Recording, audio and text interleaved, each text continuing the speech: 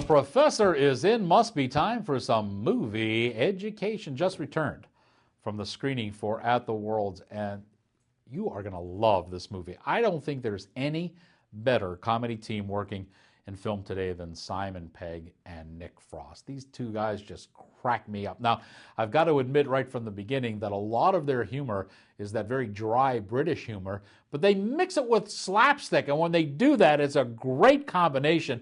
In fact, they're producing movies that remind me, anyway, of Hollywood's golden era when comedies came out. And the good thing about this, folks, these are movies where the comedy endures. A lot of the comedies coming out today, they're shooting for that opening weekend. They go for that big, and they have no staying power. You watch them 2-3 years later, and you go, my God, what did I ever laugh at in this? Not with these guys. These guys are putting it out and putting it good. Their latest movie is called The World's End. It provides enough laughs, and it is so over the top, it makes Jack Nicholson look calm.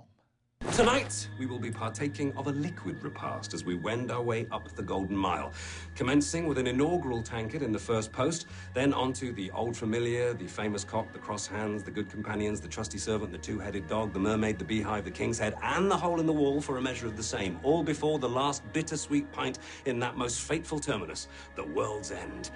You know, when this movie first started off, I thought, oh, this isn't exactly what I expected. I wonder where they're going with this. By the time the bathroom scene comes, I was howling, and I didn't stop until the movie was over. You're going to have a great time at The World's End. This movie is, and I've got to say right off the bat that for a moment there, just for a moment, I thought we as viewers were going to be inundated with these weekend comedies, these doper slacker things which seem to get an awful lot of the Will Ferrell and Seth Rogen and all those Freylocks together. But I'm happy because in the last month or so, we've had Reds 2, we've had R.I.P.D., which was a funny movie, and now we have this one too. They're good, solid comedies. This one, without question, At World's End, Simon Pegg, Nick Frost, is the best of the bunch. The rating for At the World's End, don't miss this one, is an A. Just because they're twins doesn't automatically make them creepy. It does a little bit. You had sex with them.